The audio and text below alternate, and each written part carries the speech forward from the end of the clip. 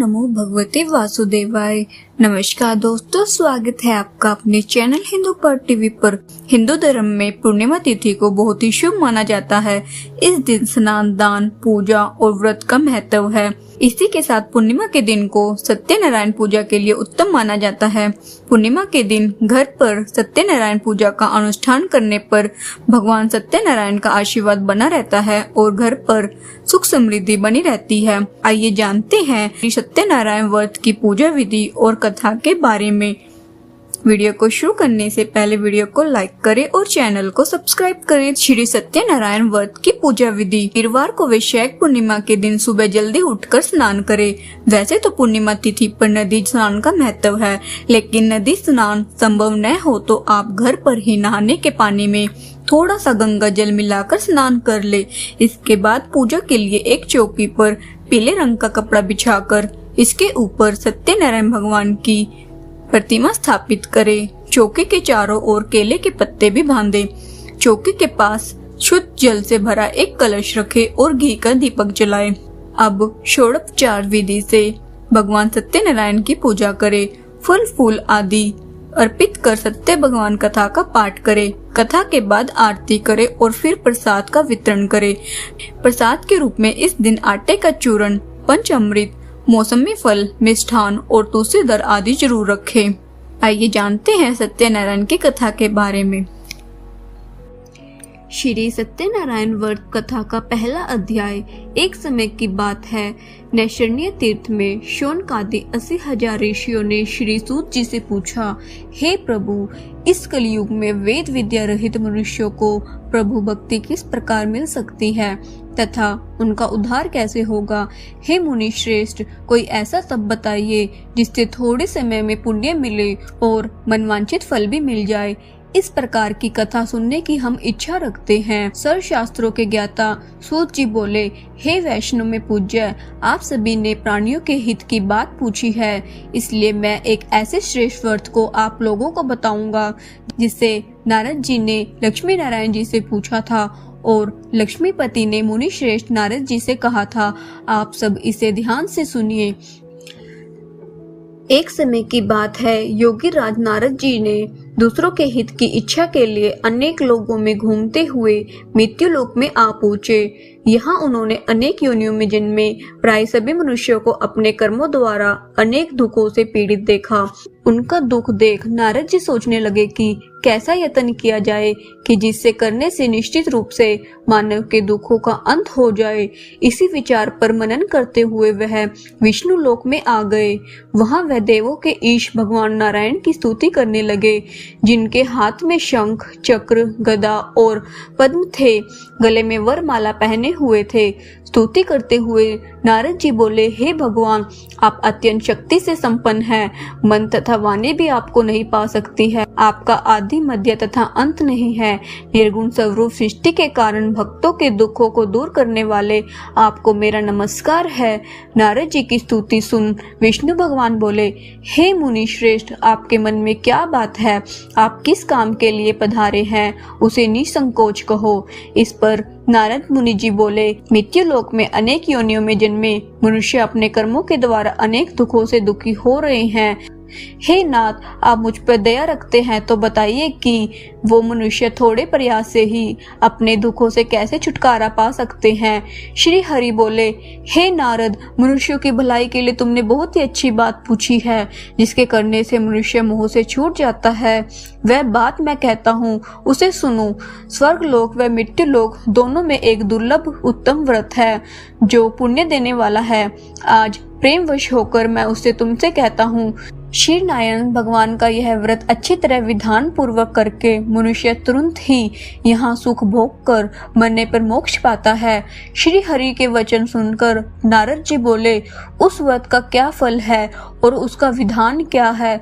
यह व्रत किसने किया था? इस व्रत को किस दिन करना चाहिए? सब कुछ विस्तार से बताए। नारद जी की बात सुनकर श्री हरि बोले, दुख व शोक को दूर करने वाला यह व्रत सभी स्थानों पर विजय दिलाने वाला है। मानव को भक्ति व श्रद्धा के साथ शाम को श्री सत्यनारायण की पूजा धर्मपरायण होकर ब्राह्मणों व बंधुओं के साथ करनी चाहिए। भक्ति भाव से नैवेद्य, केले का फल, घी, दूध और गेहूं का आटा स्वाया ले। गेहूं के स्थान पर साठी का आटा, शक्कर तथा गुड़ लेकर वह सभी भक्षण योग्य पदार्थों को मिलाकर भगवान का भोग लगाए। ब्राह्मणों सहित बंधु बांधवों को भी भोजन कराए। उसके बाद स्वयं भोजन करे, भजन कीर्तन के साथ भगवान की भक्ति में लीन हो जाए। इस तरह से सत्यनारायण भगवान का यह व्रत करने पर मनुष्य की सारी इच्छाएं निश्चय रूप से पूरी होती है। इसी कलिकाल अर्थात कलि युग में मृत्यु लोक में मोक्ष का यही एक सरल उपाय बताया गया है। इति श्री सत्यनारायण व्रत कथा का प्रथम अध्याय संपूर्ण। श्रीमन नारायण नारायण नारायण, भजमन नारायण नारायण नारायण। श्री सत्यनारायण भगवान की जय। श्री सत्यनारायण कथा द्वितीय अध्याय। सूत जी बोले, हे ऋषियों, जिसने पहले समय में इस व्रत को किया था उसका इतिहास कहता हूँ, ध्यान से सुनो। सुंदर काशीपुरी नगरी में एक अत्यंत निर्धन ब्राह्मण रहता था। भूख प्यास से परेशान वह धरती पर घूमता रहता था। ब्राह्मणों से प्रेम करने वाले भगवान ने एक दिन ब्राह्मण का वेश धारण कर उसके पास जाकर पूछा, हे विप्र, नित्य दुखी होकर तुम पृथ्वी पर क्यों घूमते रहते हो? दीन ब्राह्मण बोला, मैं निर्धन ब्राह्मण हूँ, भिक्षा के लिए धरती पर घूमता हूँ। हे भगवान, यदि आप इसका कोई उपाय जानते हो तो बताइए।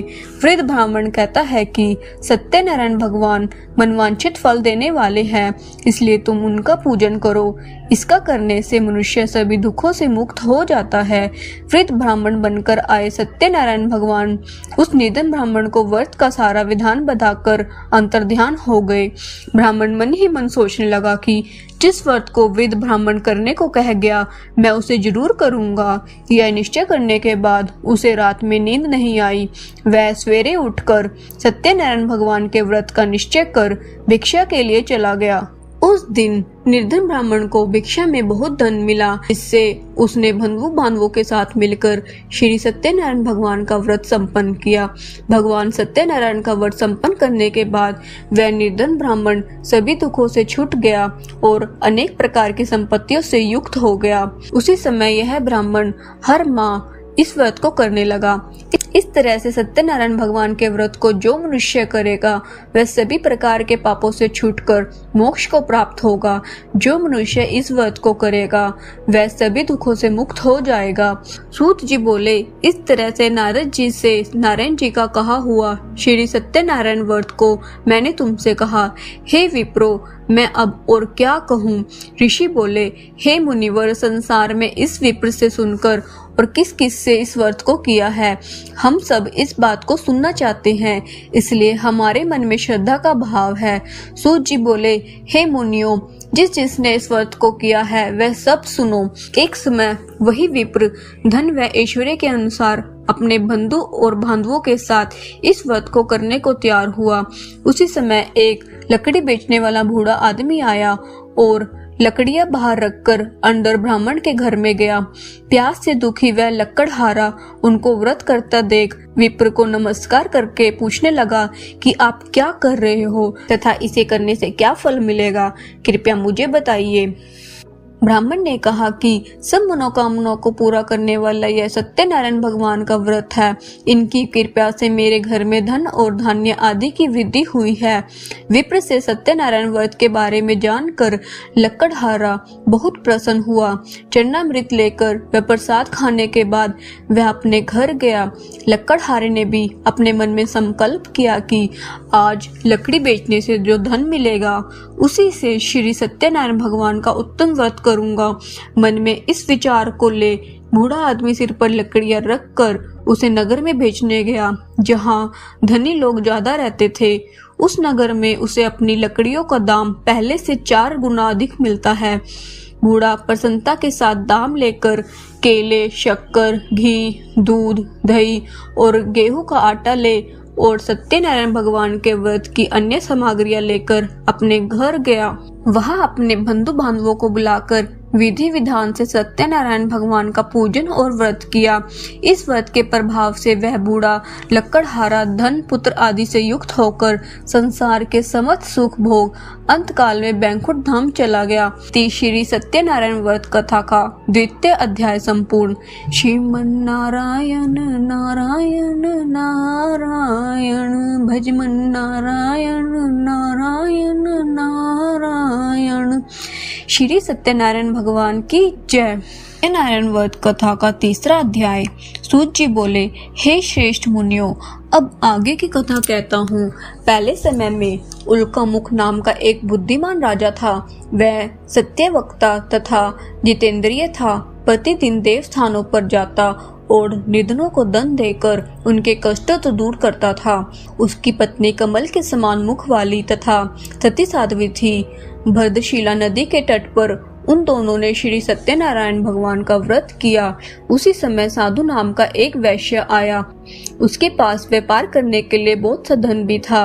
राजा को व्रत करते देख वह विनय के साथ पूछने लगा, हे राजन, भक्ति भाव से पूर्ण होकर आप यह क्या कर रहे हैं?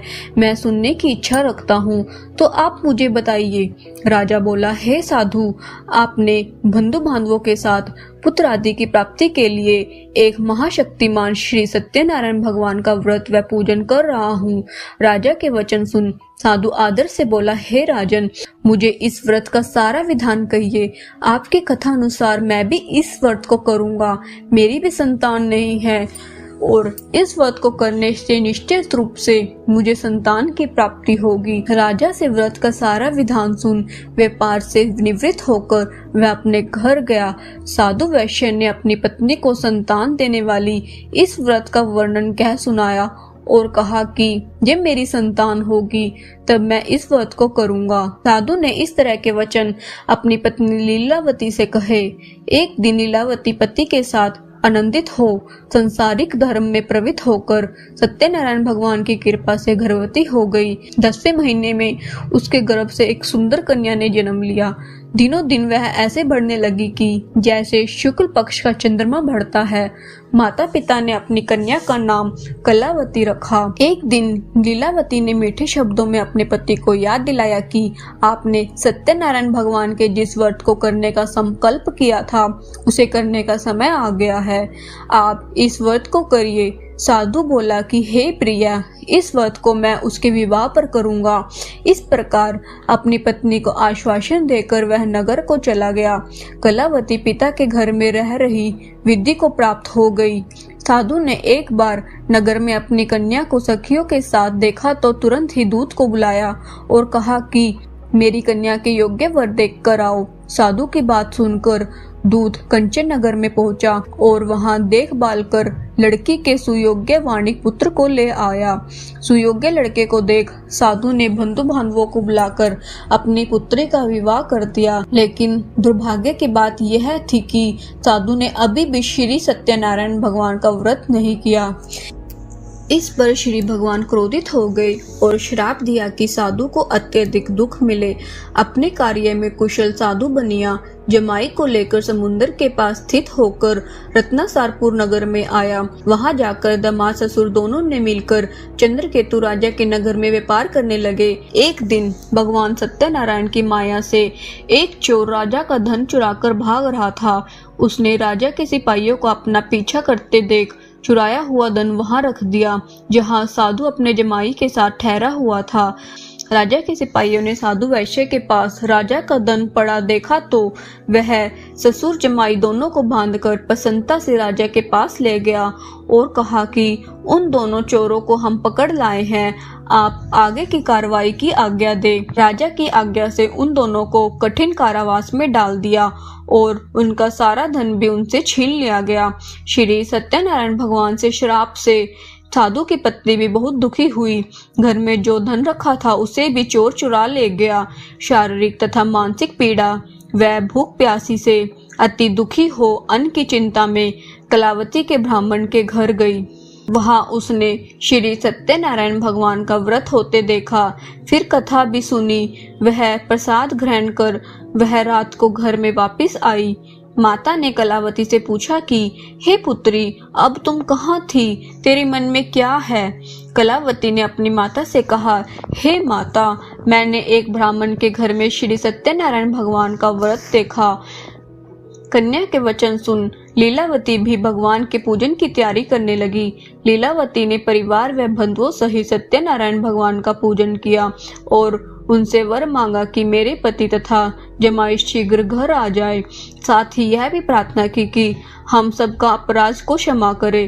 श्री नारायण भगवान इस व्रत से संतुष्ट हो गए और राजा चंद्रकेतु को सपने में दर्शन देकर कहा कि हे राजन, तुम उन दोनों वैश्यों को छोड़ दो। तुमने उनका जो धन लिया है उसे वापस कर दो। अगर ऐसा नहीं किया तो मैं तुम्हारा धन, राज्य व संतान सभी को नष्ट कर दूंगा। राजा को यह सब कहकर वह अंतर्ध्यान हो गए। प्रातःकाल सभा में राजा ने अपना सपना सुनाया। फिर बोले कि बड़े पुत्रों को कैद से मुक्त कर सभा में लाओ। दोनों ने आते ही राजा को प्रणाम किया। राजा मीठी वाणी में बोला, हे मान भावों, भाग्यवश ऐसा कठिन दुख तुम्हें प्राप्त हुआ है, लेकिन अब तुम्हें कोई भय नहीं है। ऐसा कह राजा ने दोनों को नए वस्त्राभूषण भी पहनाए और जितना धन उनका लिया था उससे 2 गुना धन वापस कर दिया। दोनों वैश्य अपने घर को चल दिए। इति श्री सत्यनारायण व्रत कथा का 3रा अध्याय संपूर्ण। श्रीमन नारायण नारायण नारायण, भजमन नारायण नारायण नारायण। श्री सत्यनारायण भगवान की जय। श्री सत्यनारायण व्रत कथा का 4था अध्याय। सूत जी बोले, वैश्य ने मंगलाचार कर अपनी यात्रा आरंभ की और अपने नगर की ओर चल दिए। उनकी थोड़ी दूर जाने पर एक दंडी वेशधारी श्री सत्यनारायण ने उनसे पूछा, हे साधु, तेरी नाव में क्या है? अभिवाणी वणिक हंसता हुआ बोला, हे दंडी, आप क्यों पूछते हो? क्या धन लेने की इच्छा है? मेरी नाव में तो बेल व पत्ते भरे हुए हैं। वैश्य के कठोर वचन सुन भगवान बोले, तुम्हारा वचन सत्य हो। दंडी ऐसा वचन कह वहां से दूर चले गए। कुछ देर जाकर समुद्र के किनारे बैठ गए। दंडी के जाने के बाद साधु वैश्य ने नित्य क्रिया के पश्चात नाव को ऊंची उठते देख अचंबा माना और नाव में बेल पत्ते आदि देख वह मूर्छित हो जमीन पर गिर पड़ा। मूर्छा खुलने पर वह अत्यंत शोक में डूब गया। तब उसका दामाद बोला कि आप शोक ना मनाए, यह दंडी का शाप है, इसलिए हमें उनकी शरण में जाना चाहिए, तभी हमारी मनोकामना पूरी होगी। दामाद की बात सुनकर वह दंडी के पास पहुंचा और अत्यंत भक्ति भाव नमस्कार करके बोला, मैंने आपसे जो असत्य वचन कहे थे उनके लिए मुझे क्षमा दे। ऐसे कहकर महान शोकातुर होकर रोने लगा। तब दंडी भगवान बोले, हे वणिक पुत्र, मेरी आज्ञा से बार बार तुम्हें दुख प्राप्त हुआ है, तू मेरी पूजा से विमुख हुआ।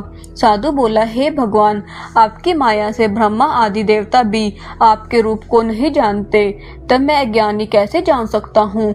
आप प्रसन्न होइए, अब मैं सामर्थ्य के अनुसार आपकी पूजा करूंगा। मेरी रक्षा करो और पहले के समान नौका में धन भर दो। साधु वैश्य के भक्ति पूर्वक वचन सुनकर भगवान प्रसन्न हो गए और उसकी इच्छा अनुसार वरदान देकर अंतर्ध्यान हो गए। ससुर जमाई जब नाव पर आए तो नाव धन से भरी हुई थी। फिर वही अपने अन्य साथियों के साथ सत्यनारायण भगवान का पूजन कर अपने नगर को चल दिए। जब नगर के नजदीक पहुंचे तो दूत को घर पर खबर करने के लिए भेज दिया। दूत साधु की पत्नी को प्रणाम करते हुए कहता है कि मालिक अपने दामाद सहित नगर के निकट आ गए हैं। दूत की बात सुन साधु की पत्नी लीलावती ने बड़े हर्ष के साथ सत्यनारायण भगवान का पूजन कर अपनी पुत्री कलावती से कहा, मैं अपने पति के दर्शन को जाती हूँ, तू कार्य पूर्ण कर शीघ्र घर आ जा। माता के ऐसे वचन सुन कलावती जल्दी में प्रसाद छोड़ अपने पति के पास चली गई। प्रसाद की अवज्ञा के कारण श्री सत्यनारायण भगवान रुष्ट हो गए और नाव सहित उसके पति को पानी में डुबो दिया। कलावती अपने पति को वहां ना पाकर रोती हुई जमीन पर गिर गई। नौका को डूबा हुआ देख वह कन्या को रोता देख साधु दुखी होकर बोला कि हे प्रभु, मुझसे तथा मेरे परिवार से जो भूल हुई है उसे क्षमा करे। साधु के दीन वचन सुनकर श्री सत्यनारायण भगवान प्रसन्न हो गए और आकाशवाणी हुई, हे साधु, तेरी कन्या मेरा प्रसाद को छोड़कर आई है, इसलिए उसका पति अदृश्य हो गया। यदि वह घर जाकर प्रसाद खाकर लौटती है तो इसे इसका पति अवश्य मिलेगा। ऐसा आकाशवाणी सुन कलावती घर पहुंचकर प्रसाद खाती है और फिर आकर अपने पति के दर्शन करती है। उसके बाद साधु अपने बंधु बांधवों सहित श्री सत्यनारायण भगवान का विधि विधान से पूजन करता है। इस लोक का सुख भोग वह अंत में स्वर्ग जाता है। इति श्री सत्यनारायण वध कथा का चौथा अध्याय संपूर्ण। श्रीमन्नारायण नारायण नारायण भजमन नारायण नारायण नारायण। श्री सत्यनारायण भगवान की जय। श्री सत्यनारायण कथा का 5वां अध्याय। सूत जी बोले, हे ऋषियों, मैं और भी एक कथा सुनाता हूँ, उसे भी ध्यान पूर्वक सुनो। प्रजा पालन में लीन तुंगध्वज नाम का एक राजा था। उसने भी भगवान का प्रसाद त्याग कर बहुत ही दुख सहन किया। एक बार वन में जाकर वन्य पशुओं को मारकर वह बड़ के पेट के नीचे आया। वहां उसने ग्वालों की भक्ति भाव से अपने बंधुओं सहित सत्यनारायण भगवान का पूजन करते देखा। अभिमानवश राजा ने उन्हें देखकर भी पूजा स्थान में नहीं गया और ना ही उसने भगवान को नमस्कार किया। ग्वालों ने राजा को प्रसाद दिया, लेकिन उसने वह प्रसाद नहीं खाया और प्रसाद को वही छोड़कर अपने नगर को चला गया। जब वह नगर में पहुंचा तो सब कुछ तहस नहस पाया तो वह शीघ्र ही समझ गया कि यह सब भगवान ने ही किया है।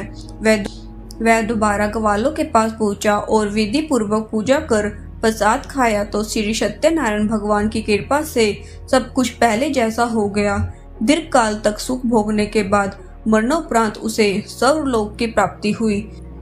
जो मनुष्य परम दुर्लभ इस व्रत को करेगा तो भगवान सत्यनारायण की अनुकंपा उसे धन धान्य की प्राप्ति होगी। निर्धन धनी हो जाता है और भय मुक्त हो जीवन जीता है। संतानहीन मनुष्य को संतान का सुख मिलता है और सारे मनोरथ पूर्ण होने पर मानव अंत काल में बैकुंठ धाम को जाता है। सूत जी बोले, जिन्होंने पहले इस व्रत को किया है, अब उनके दूसरे जन्म की कथा कहता हूँ। विदशतानंद ब्राह्मण ने सुदामा का जन्म लेकर मोक्ष की प्राप्ति की। लक्कड़हारे ने अगले जन्म में निषाद बनकर मोक्ष प्राप्त किया। उल्कामुख नाम का राजा दर्शित होकर बैकुंठ हो गए। साधु नाम के वैश्य ने मोरध्वज बनकर अपने पुत्र को आरे से चीरकर मोक्ष पाया। महाराज तुंगध्वज ने स्वयंभू होकर भगवान में भक्ति युक्त हो कर्म कर मोक्ष पाया। इति श्री सत्यनारायण वध कथा का 5वां अध्याय संपूर्ण। श्रीमन्नारायण नारायण नारायण भजमन नारायण नारायण नारायण। श्री सत्यनारायण भगवान की जय।